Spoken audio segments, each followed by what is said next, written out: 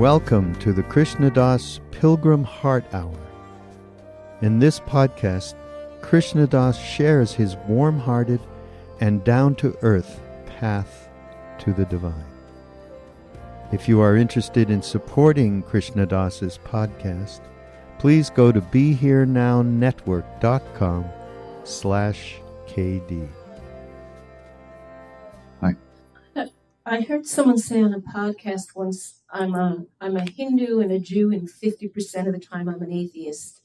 And I thought, yeah, that's me. And the longing and looking for something and the even thinking I'm not getting it, those parts aren't so bad. But the part that says, no, there's nothing here, and looks at all of this with skepticism, that's really hard to take.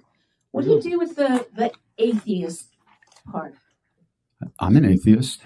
I don't believe in anything I haven't experienced myself. Period. What I have experienced, I believe. But an atheist is somebody who hasn't experienced anything other than, what his own mind and whatever else the senses tell us, and never experienced anything beyond that. So why would they believe that? Blind faith is useless. The problem is that person also doesn't have a understanding that his suffering is coming out of his own being. And until he changes that, suffering will never change. Atheists don't want to suffer either, They just don't think there's any end to it. Maybe you're luckier than I am. There's a part of me that can disbelieve what I have experienced. Who's saying that? That you can't disbelieve. You can disbelieve your thoughts and your feelings, but you can't disbelieve who just said that. Because that's who's here now, that will be here later, that was here before when you had that experience. The clouds come and go, but the sky is always here. So you can't disbelieve the sky when you see everything going through it. You may not be able to see the sky, but you know it's there. So yourself, yourself is there, but you can't see it.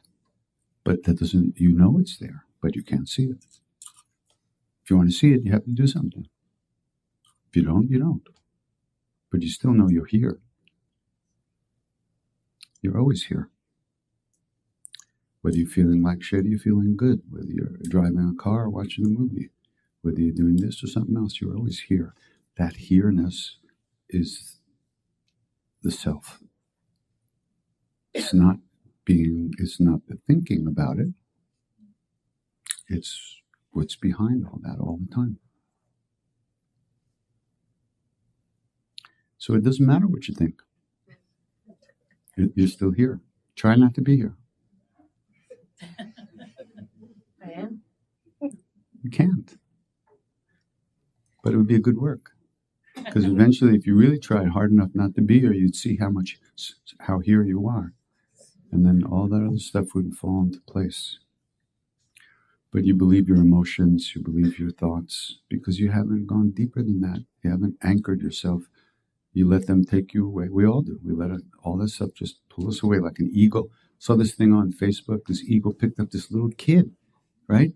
An eagle swoops down, takes up this little baby, and starts to take off with him. But a few feet off the ground, the baby fell. That's like we are. We're those little babies, and our thoughts are swoop down and just take us away. They don't drop us for a long time. So, but even that happens inside the sky. So, you have to do some practice. Practice just means sitting there and trying to let those thoughts kind of dissolve as they go away. Watch them come, watch them go. Who's watching? It's not the same one who's thinking. The watching, if you were the thought, there would never be any awareness. It would just be, but there's the awareness of the thought. You notice, I'm thinking, okay. Come back to the chant, come back to your breath. We're in a raging river heading towards the waterfall, and we look at the bank of the river and we think that's moving. So we just relax in the boat over the falls.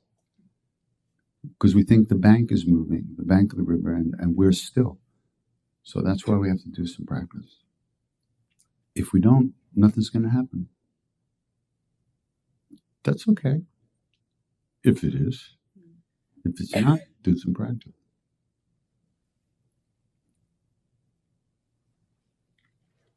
Hey. Hi. I'm new to this. I'm new to chanting. I'm new to the whole experience. My spiritual teacher gave me a Sanskrit name, the name Muktan, which translates to liberation or liberated one. And I've been looking to establish a japa or a chant, perhaps focused around that name. But Google didn't turn up anything for me when I typed in Muktan chants. So I was just curious if in your study or experience you'd come across any that involve liberation or Muktan or those themes. Like I said over and over, all these names mean the same thing. The one you do is the one that'll work for you. But you have to figure out which one you like and then try it.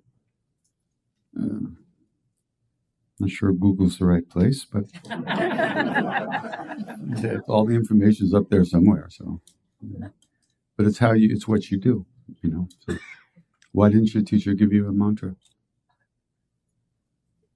I don't know. I'm new. You're new enough to have a name. That's true. So, yeah. Good luck. Hello. Hello. Hi. Hello. Hi. Hello. India calling.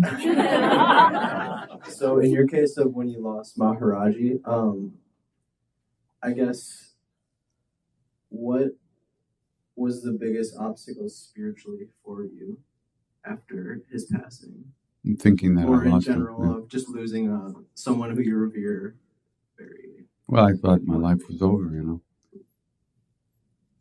Period. I couldn't imagine that I would ever be happy like that again. It was the only thing that worked for me. Better than 1,000 mics of sound I was acid.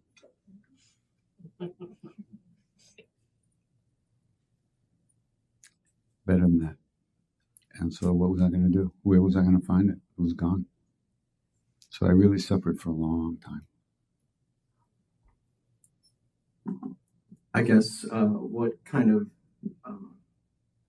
practice or anything would you kind of say helped someone?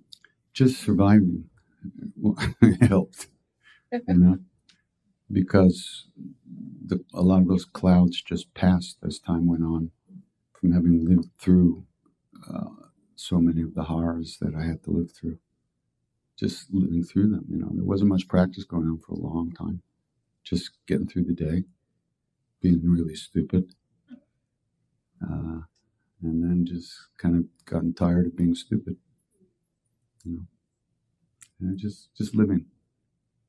And anything that happens out of your living in a natural way is good. To try to add something that doesn't really fit because you think you should probably won't work. You be you. You know, I had to be me at 100 miles an hour at every wall I could find, head first. But I lived. So, you know, and that's what did it. I outlived a lot of my own craziness. And now it's fully taken over. And I think I'm not crazy, so you know I am. Anybody tells you they're not crazy, get away from them. So yeah, you know, live. Find out what you want and go for it. That's the biggest thing. Because we don't do that. We don't go for it. If we don't go for it, well, then what? You know, then we don't get it. Then we get pissed off and do other stupid things. So, thank you. Yeah. Hi. Hi. Can you explain what you meant a few minutes ago about desires are not bad things? I think a lot of people on the spiritual path equate spirituality with deprivation or renouncing things, not having fun, sitting around meditating all the time. Sitting around meditating could be fun, you know. It's not necessarily not fun. Sure, but I think a lot of people like that. Sure, but that really went in deep. Well, you said desires aren't bad things. I said I used to have the idea that the things I wanted in life, the things I wanted, I shouldn't have. That was just my mother talking inside of me. You know, you shouldn't do that. It was just it wasn't reality. There's a certain amount of, we're human beings. We have to breathe, we have to eat, and we have to do a few other things. And doing those things in a good way, it doesn't need to be hurtful to the spiritual path. Being married, having children, living in a house, having a job, this is not in the way of finding God, because you are God. What's in you is God, and you have to go inside. Those things aren't necessarily going to keep you. If you want those things and you don't allow yourself to eat, that's going to keep you from finding what's within you much more drastically. So each one of us has to find some balance in life as best we can. But that never worked for me, so don't believe that. Don't even listen to me when I say that. I just went after whatever I wanted, full steam. And that's why I'm here, because I'm still going after whatever I wanted. This is what I want, full steam. But I had to go after a lot of other things first to experience what they were more deeply and to see what they are and what they're not. You know? When we have lots of fantasies about things, if we could only do this, or if we only had that, or we want that, or this, and then I'll be happy. It's good to get those things and then see you're not happy. That's really good. That's how wisdom arises.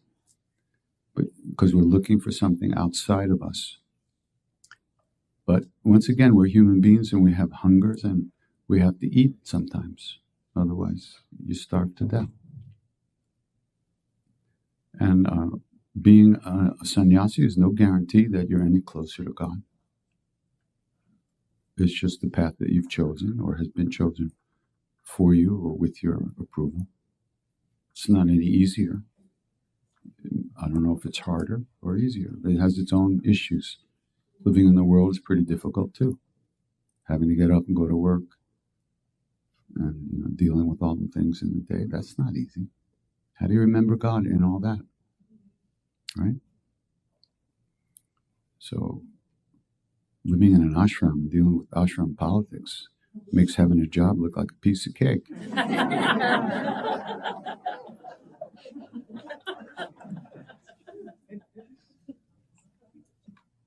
I could tell by the laughter. Who's next? Okay. I'm not sure if you know someone or maybe you've experienced this. I'll just put it out there. I'm 47 and I got introduced into a practice when I was 16. And like many practices, there's an object of devotion. And it's been about a 10-year struggle now, but the last 3 years have been a little bit more freeing. It's a very fear-based practice of all the Buddhisms for me to pick. Of course, I would pick a very Catholic Buddhism that's very, which is what I was, how I grew up, very punishing. Like if you don't do X, Y, Z, I mean, I'm talking about, you're walking down the street and a piano will fall on your head or something will happen to someone, that it's really bad. But, that's so why are you doing it? No, I know. Yeah. It's not that easy because that was my family when I was 16. I didn't have them. And so I'm a woman now. And so what I do is I roll it up and I put it away like in the back of my closet, right? And then all of a sudden, in times of fear, like I run and I get it and I start chanting to it again. And I know now, like it's almost like I can see that what I'm doing is totally fear-based. And I want to move on. I think part of it is definitely somehow, I don't want to say throwing away, but giving away. I don't know what to do with it. I can't obviously speak to the sect that I'm talking about because they'll tell me all the things that will happen to me if I do that. I'm very happy to be here and to be around everyone. And I didn't even know about this place and how I love seeing all the different people that have done so many wonderful things in this world and the deities and everything, and just learning about how all different beliefs can lead to the same place. But with this object and something inside of me saying, let go. But the fear of doing that, it feels like jumping off of the highest cliff in the world. It was hard for me to ask that question, but there it is. Good. I feel vulnerable right now. Thanks. I don't see any pianos. They could be on the way, but I don't see them. Fear is a tough thing. It's so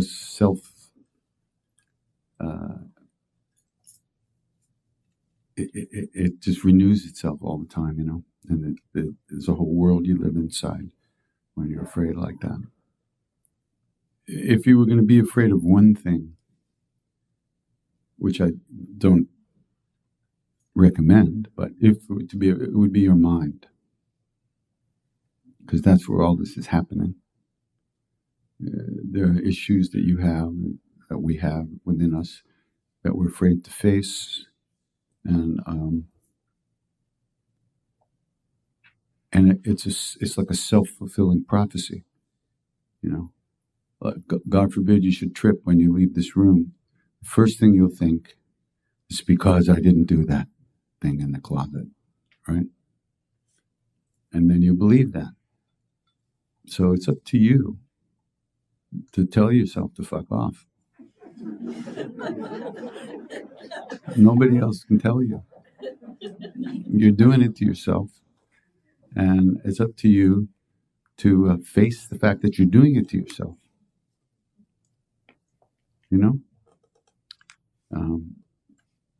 And this is what cults do, whether they call themselves Buddhist or not. They live. They self-perpetuate because of this fear that they vibrate with in people who have that kind of fear. And you started when you're 16, so you really, you're a kid, and it's easy to be led to believe certain things when you're a kid. But you're not a kid anymore. But the fear, when that button gets pushed, once again, you're 16. You're a kid again, or even younger, because that fear was probably in you from an early age, and otherwise it couldn't have been there now. So it's like, when that button is pushed, all of a sudden you get weak and unable to protect yourself, so to speak. So the fear arises very violently. But you're not. You're not as old as me, but you're old. And you kind of have to talk yourself down. You have to talk yourself. Nobody can talk you down, but you can say to yourself, you have to talk to yourself, here comes that fear. And what is this? It's big because it's a fear. I don't think in this situation that it would be the worst thing to talk to somebody, to talk to a counselor or a therapist who dealt with these issues. Because this is how cults keep people, I was in a cult, so I know. Really. I know how it works. And I can still, they remember the day I left the group, I was walking down the road and I think, yeah, I've seen the mountains of Colorado. I was in Florida, But I've seen the mountains of Colorado out there. Here I go. It was the greatest feeling in the world, you know. It was just fun. I got tired of it. I just said, fuck this, you know, I'm out of here. So, but this is part of who you are, and everybody has this kind of stuff. But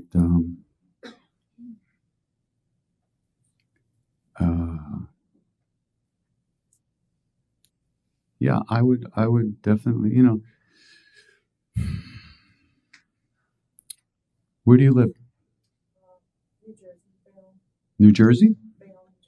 Bayonne. There's Buddhists in Bayonne?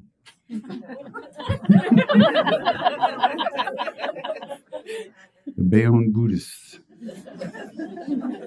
The Bayonne Buddhists. So, you know, I know a very, very nice Lama, a very, very good Lama, who sometimes spends time around New Jersey. I think I will hook you up with him. You should go see him and talk to him, because he will tell you exactly what to do, and he will help you. And you won't have this fear in your life anymore. Okay? So you get in touch with me and I'll hook you up. Okay.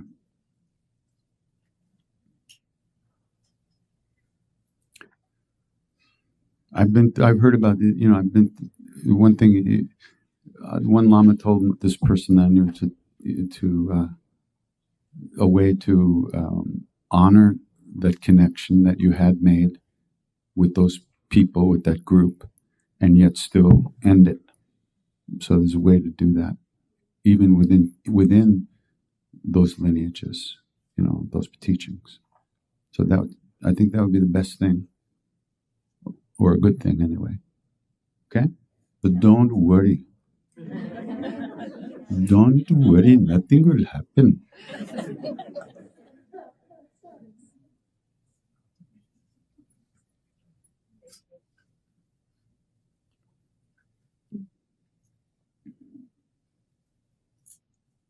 Also, you know, learn the Hanuman Chalisa.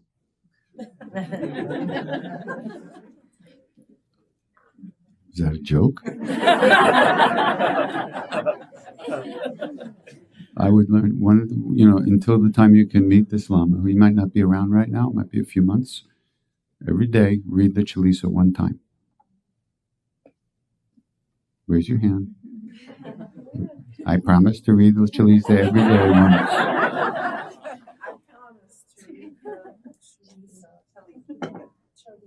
One time. Very good. We'll give you a copy of it. You just took a vow. You break that vow. God bless you.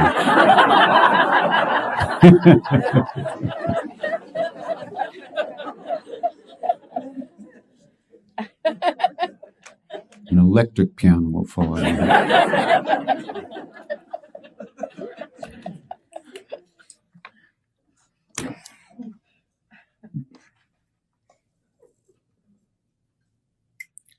So I've been chanting for a long time, and I've been very inspired by you for many, many years.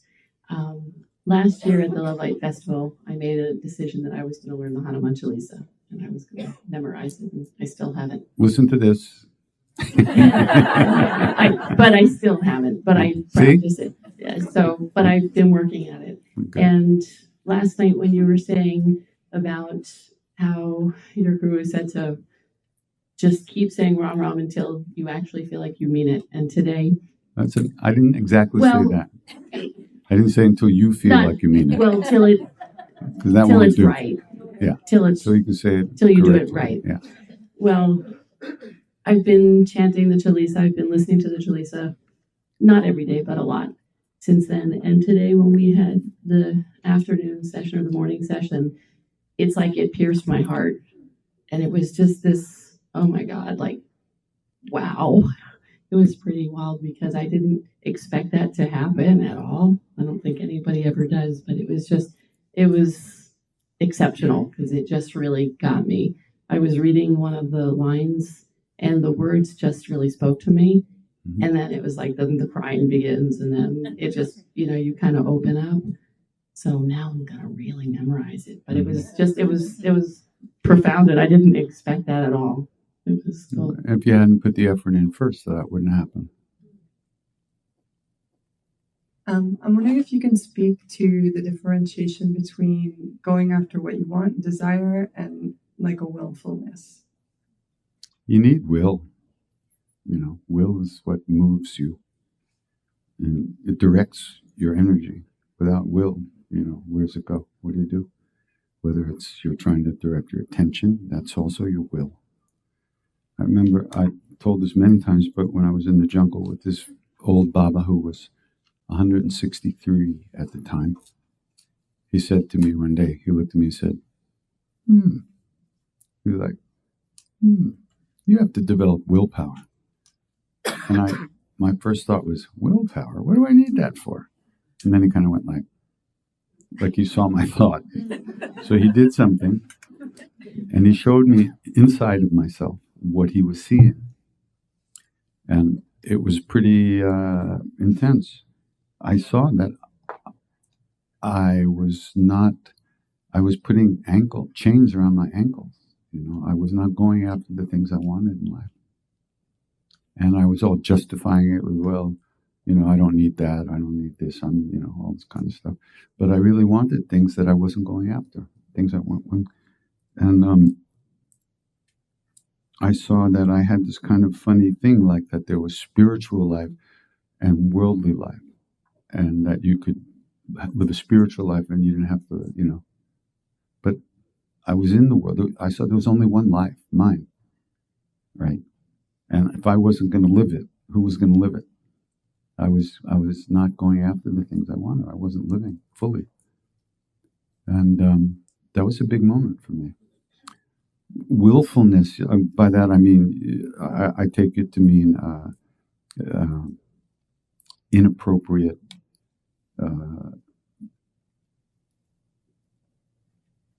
selfish craving of something.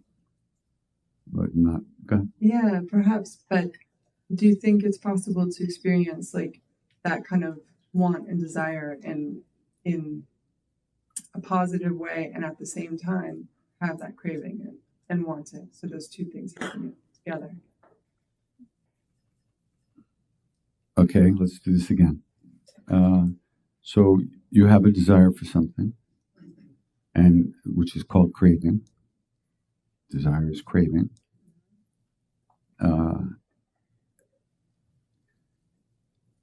The issue is it going to hurt you or somebody else? That's the only real issue that I can see. If it's desire to drink a bottle of poison because it might taste good, I don't think that's good. I think, can I elaborate? Please. Okay. So, like, if I want something in my life, if I have a goal or an aspiration for something that's important, but then when I find that I'm pursuing it, that I get caught up in wanting it to turn out a certain way, or I get caught up in what people think of me or how good I am in the face of someone else. That's it. Well, first of all, the one thing is to do is, why do you want it? Do you want people to think a certain way about you? Are you trying to get something so that people will appreciate you and look at you a certain kind of way? If that's your motivation, that's what'll happen. But the other part of it is that, as far as the fruits of our actions, we have no control over that. All we can do is do what we do, and whatever comes to us, comes to us. We can't guarantee success in anything, and we can't guarantee failure. Well, we can guarantee failure by not going after what we want. So it was my fear of failure that was keeping me from going after the things I wanted. And when I noticed that, I was able to overcome that to some degree. But yeah, that's good. Being aware of all that stuff that happens to you on the way to getting something is very good. Is that a reason to not go after it anymore? Not necessarily. Looks like it's doing good. Showing you parts of yourself that you weren't seeing before, which then horrify you. And that's very healthy. It's good to be horrified by things that are horrifying. And selfishness and greed and desire to shine, I remember I was at one of Maharaji's great old devotees named Dada And we were at the Kumbh Mela in India in 1989, and Dada lived also in Allahabad, a few miles away from the place where the rivers meet, and there's a big Mela there, a big festival. So we stayed with Dada for a while, and then we were gonna go to the Mela grounds and stay at this Baba's place. And so he sent one of his disciples to come get us and show us how to find it, because it's very hard. There were 20 million people, that came from all over India for 2 weeks, and then they disappear again. So the sadhu comes into Dada's house, and he was so arrogant and had so much pride. He walked in like, look at me, I'm such a great sadhu, you're just a householder, It was like, I don't care. He walked in like this, Dada took one look at him, and he grabbed me, and he pulled me into the back room, and there was an old Almirah, an old cabinet, and he reached down under it, way down in the back, and he pulls out this key, and then he opens it, right? He opens the door, and he reaches down the back shelf, and he pulls something out, and it's a newspaper, this old funky old newspaper, something wrapped up in newspaper. So he starts unwrapping it, and it's this really cheap aluminum lota, which is like a big cup or a pot, small pot, which they used to pour water or carry water. It was all rusty and dirty and dusty,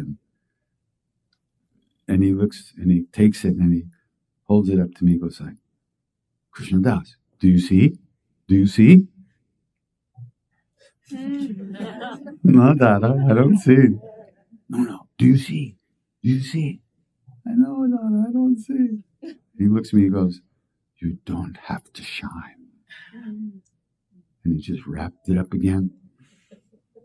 Oh, he said, sorry. He said, Maharaji left this for me. The last time he was here, he left this for me. Do you see? I said, no. Do you see? I said, no. He said, you don't have to shine. And he put it back, folded it up, closed it, took the key, put the key back under there, and walked out of the room. You don't have to shine.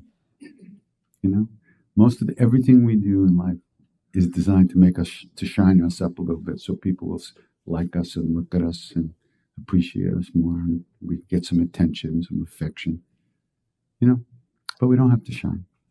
We really don't have to. So if you're noticing all the ways you're trying to shine, that's good.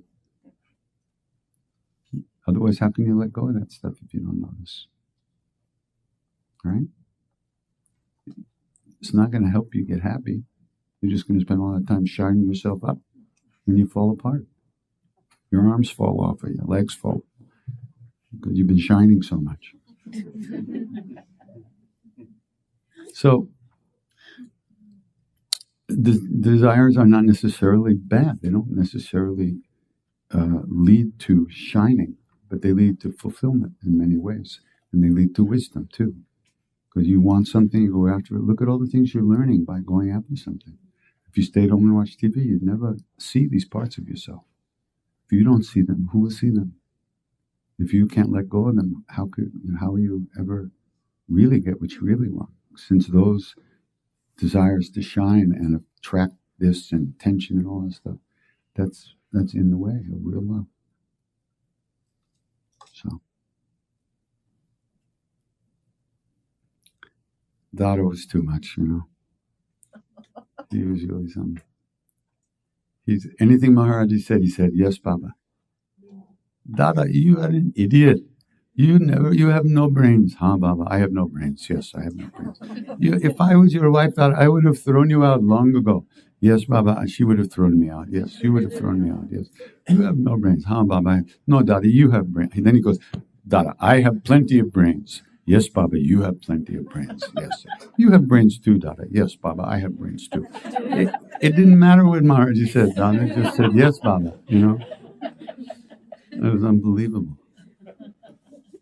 He would be with Maharaji from morning to night, and from most of his life he was a smoker, a heavy smoker. So there'd be long periods where he'd be with Maharaji, he couldn't smoke. So Maharaji would go like go take your 2 minutes.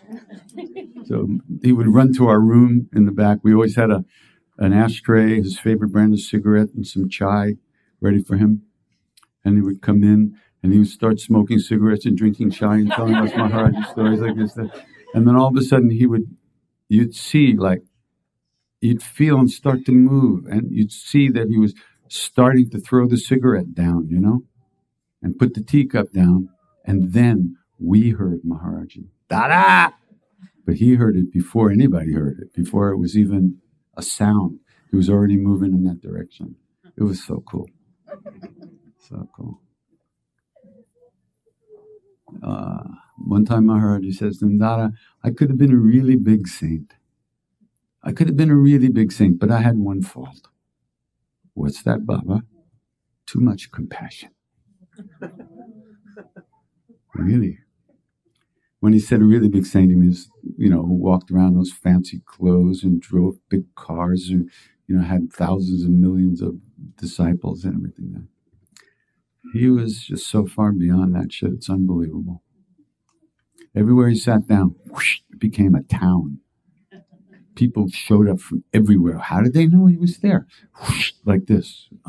He couldn't stay in one place. They used to call him Tatiwala Baba, latrine Baba. Because the first thing he would do when he got to a place was build latrines. Because there would be 1,000 people there in one day. Where are they going to go poop? So it became known as latrine Baba.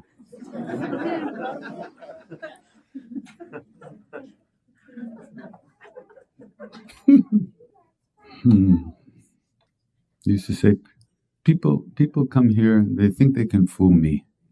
One time, a group of people came, and they wanted to use Maharaji's name to raise money for a school, which is a good thing to do for kids, start a school. But for some reason, he didn't give them permission.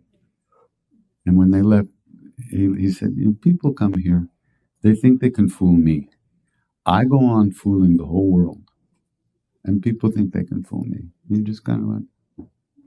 He could see everything. He knew everything. It was...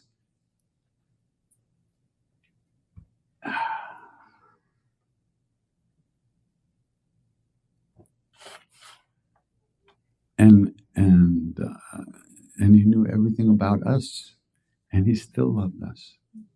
That's a fucking miracle. I'm sorry. That's a miracle. That's the miracle of love. Unconditional love.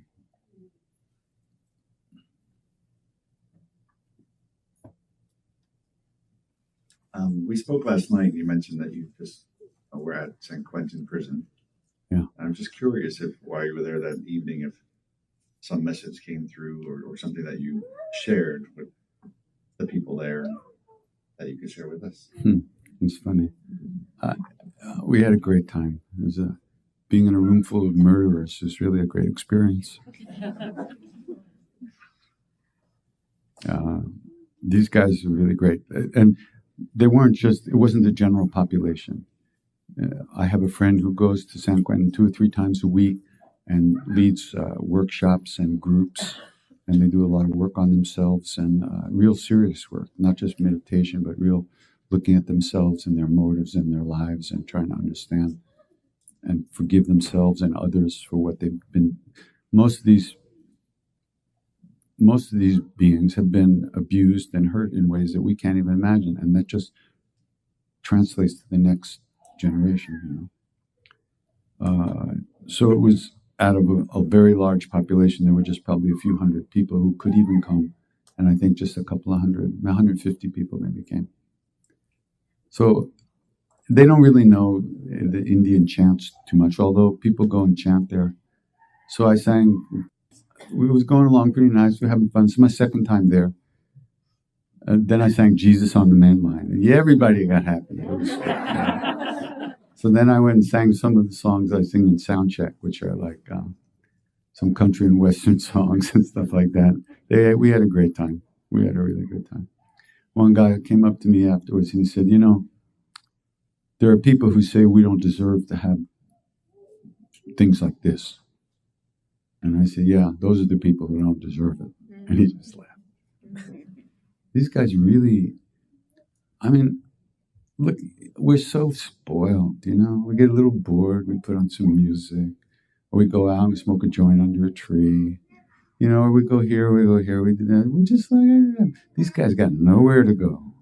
They have to deal with their minds 24/7. It is not fun. I mean, think about it. And plus, the reason they got there was already very heavy. They've all committed serious crimes. They have that a kind of heaviness in their psyches already, darkness that they have to deal with. They really do the work. It's really quite amazing. I had been to Google the day before, sang at Google. And somebody asked me the next day, they said, well, how do you compare San Quentin and Google? I said, oh, you know, there's so many more spiritual seekers in San Quentin. I know that's going to come back on us. We'll never get back to Google. So cancel my account. If I could only shut my mouth, life would be a lot easier. I hope you don't use Gmail. Yeah, well, not anymore. Delete. This is kind of like the koan of chanting.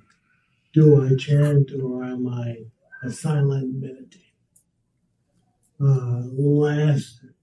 I've been listening to you chant for about 20 years. Silently?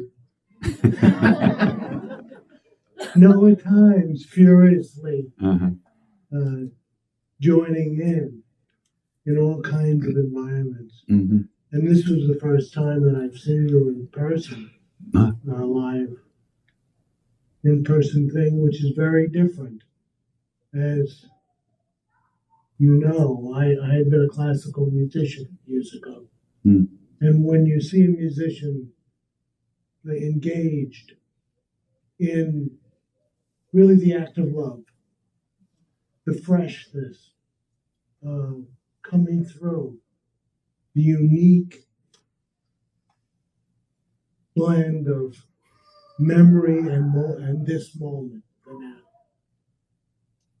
It's something very special. And I wanted to both point that out and thank you, because the chanting with you is very blissful. I cry my eyes out.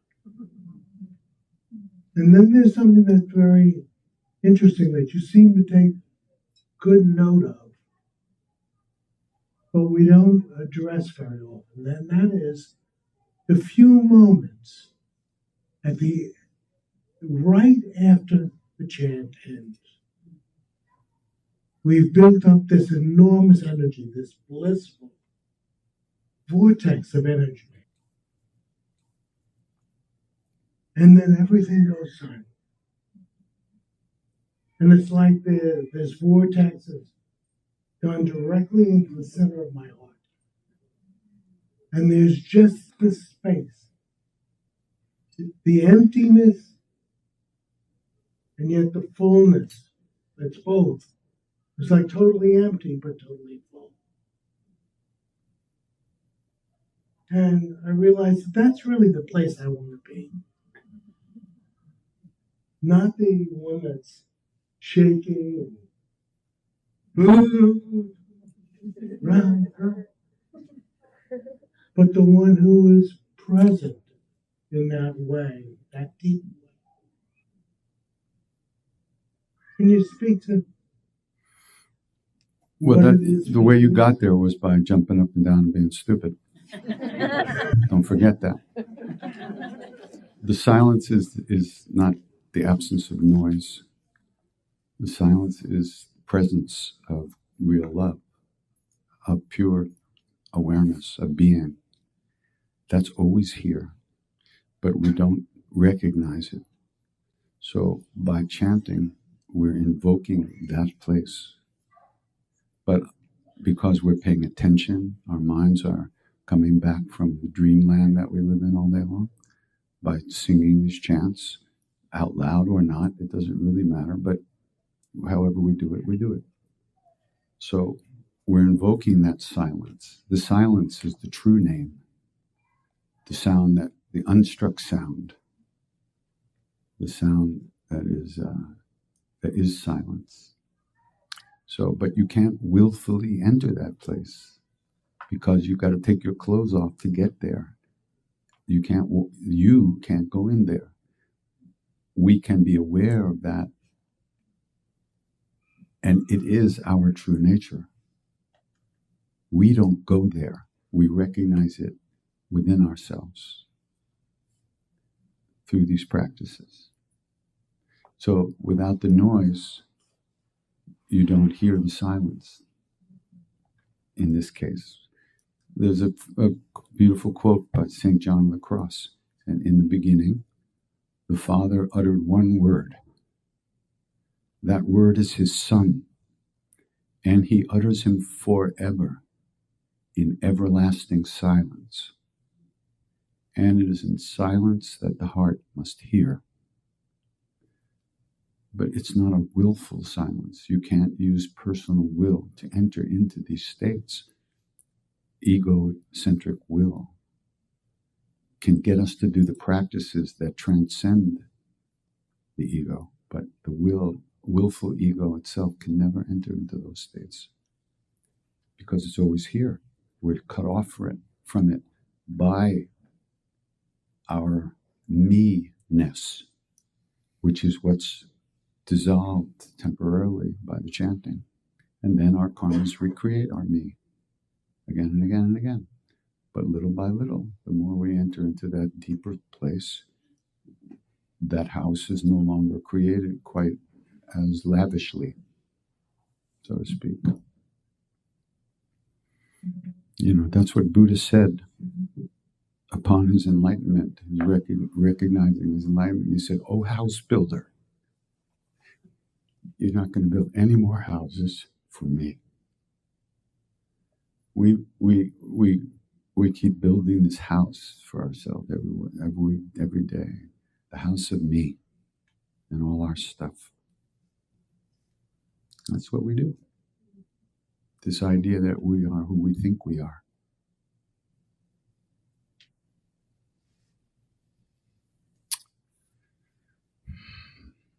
And, Ramakrishna explained the way these chants work.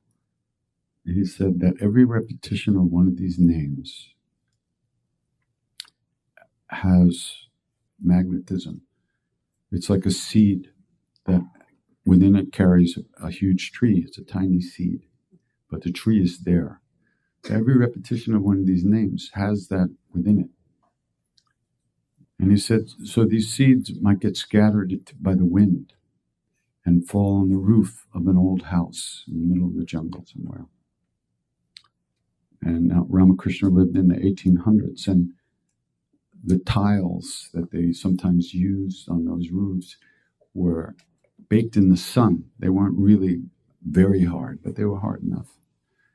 So the seeds of the repetition of the name get caught by the wind and get caught between the tiles on the roof of this old house. Over time, over seasons, wind, snow, rain, sun, the tiles begin to soften and break down. Then those seeds take root. They take root and they start to grow, and they destroy the roof of the house. And they keep going and they destroy the whole house, the walls and everything. So that house is our conventional sense of self, who we think we are, me. That's destroyed through the practice of the repetition of the name.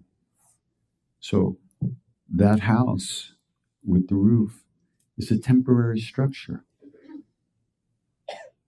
It's not eternal. It's a temporary structure. It's made up of certain things created for certain reasons. It's a karmically created structure. And there's an inside, a me, and an outside, you. me and the world, inside and outside. So through these practices, that me is gotten rid of. It disappears. It's knocked down. And now there's only this vast presence. The space is no longer separated from the inside and the outside. It's just presence everywhere. Vast space, the sky of being, everywhere, all the time. Those walls. So that's why I always say, people ask me, what do you feel when you meditate? When you chant? I said, how do I know? Why would I know? Why would I even be paying attention to that?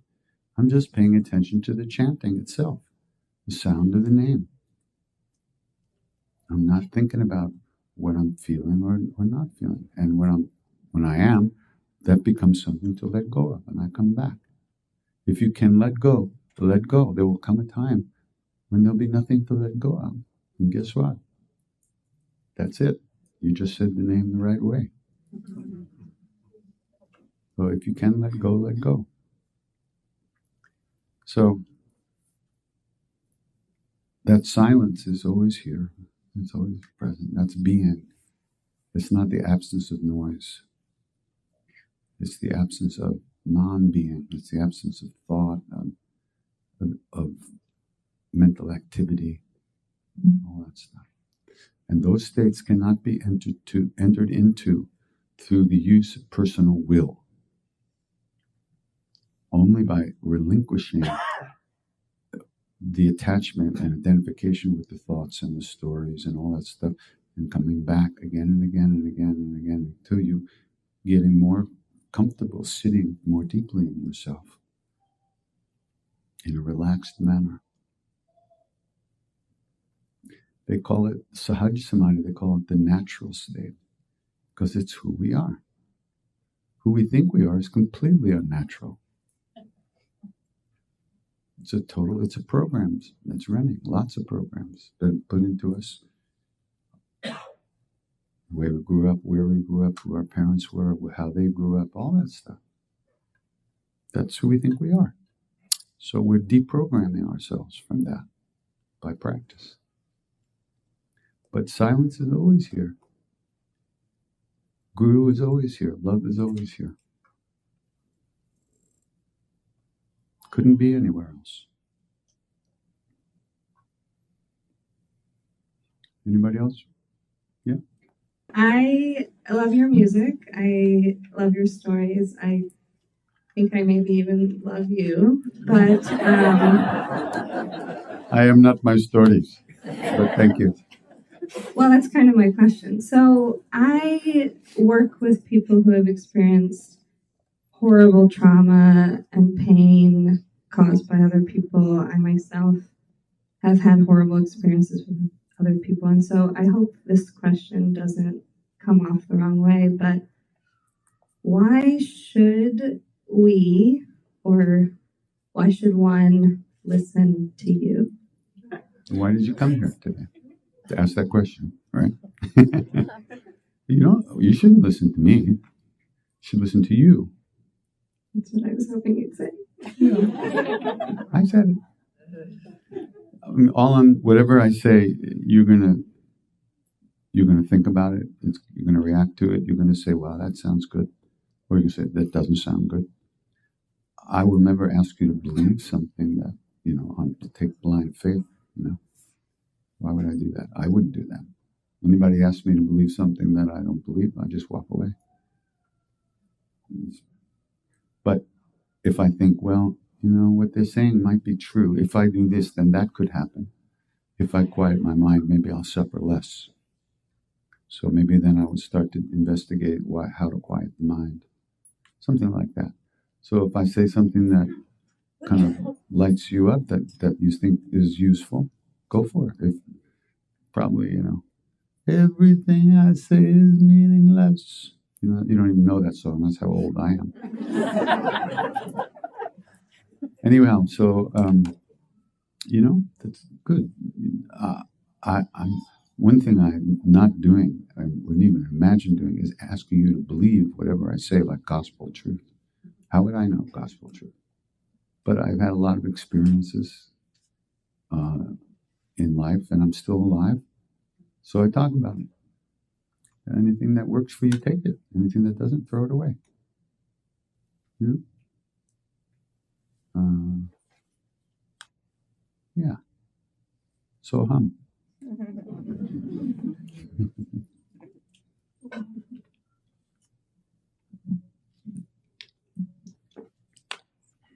Just don't throw it at me, okay?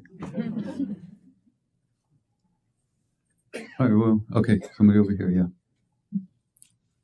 Hey, this is a pretty selfish question that I don't know won't be of interest to anyone else, but I'm going to ask it anyway. My mother, I've always described as a hippie turned Jesus freak. So she taught me that God is love and only love is real, to sort of steal a phrase from me. No, so I have been heartbroken, really, as I've grown up and seen the state of the Christian church as it is. So I've sort of sought out interfaith sort of kind of things in my life. I came across this book called When Jesus Went to India. And it's very interesting. It's sort of weird about the Aquarian gospel and stuff like that. But it basically says that during the lost years of Jesus' life, he was in India. Right? Or some people say Tibet too. Right. And there's evidence of that. So I was just wondering if Maharaji spoke of that, or of Western sort of religion, or really more about Jesus' time in India, because I see only overlap really between what the stories you're talking about, Maharaji, and what Jesus did. I mean, to be a Christian supposedly is to be a follower of Christ. That is not what the Christian church in America is today, right? And so, anyway, that's my question. Yeah, I saw this documentary on TV once. I think BBC had done it. And it started off talking about Christianity. And then it said, to be a Christian, you can't consider yourself a Christian unless you believe in the resurrection. If you don't believe that Jesus, came back from the dead, went up to heaven, then that's what they said. So I kept listening, and then they started to try to prove point by point that he didn't die on the cross. And they had all this information, like the herbs that were brought to him, and when he was taken down off the cross, they weren't healing, they weren't embalming herbs, they were healing herbs. All kinds of stuff like that. By the end of the documentary, I said, hey, this is crazy. He didn't die on the cross. All this bullshit for all these years, all these people, and it didn't even happen? Unbelievable. So I don't know. I wasn't there, as far as I know. But, yeah, everybody's got a storyline.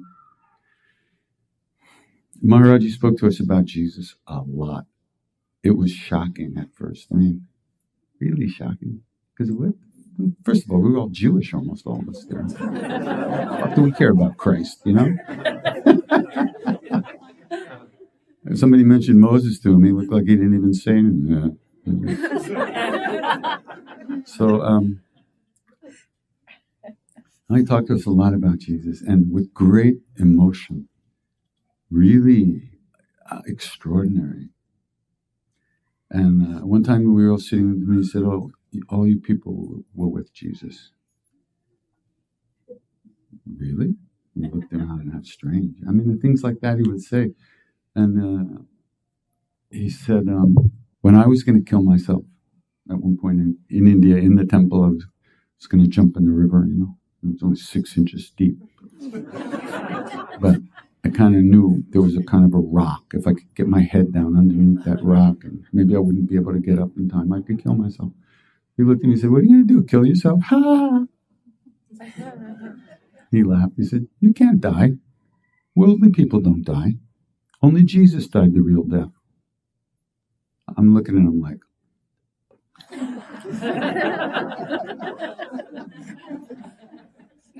he said, "Only, you know why? He tried to die, but he became immortal. Why?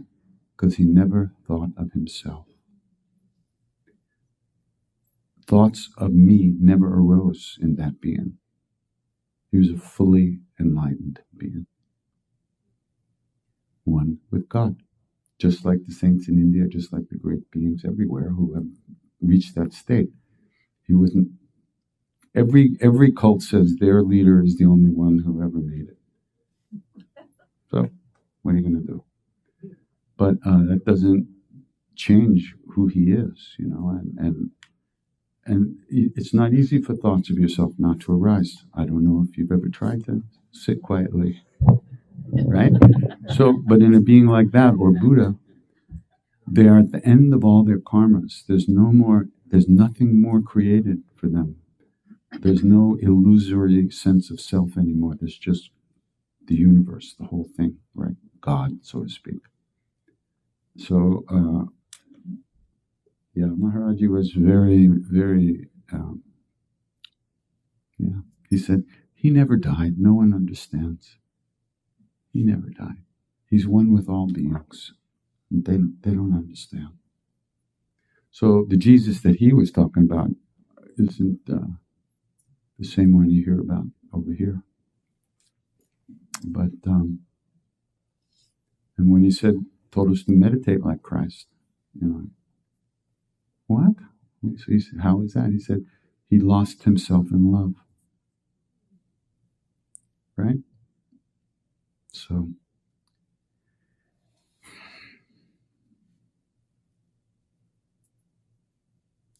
yeah. It's, they say this is the Dark Ages. They really do. Where the light is buried very deeply, and it's hard to know right from wrong, and most people are pretty lost. And organized religion has become a place for a lot of darkness. Any organized situation brings out the worst in everybody. It's a law of the universe. Because then there's somebody higher up in the organization, and you want to be that person. It's terrible. So, in some situations, that could be good work if there's enough honesty and sincerity in the situation, but that's hard to find. Okay, namaste. See y'all later.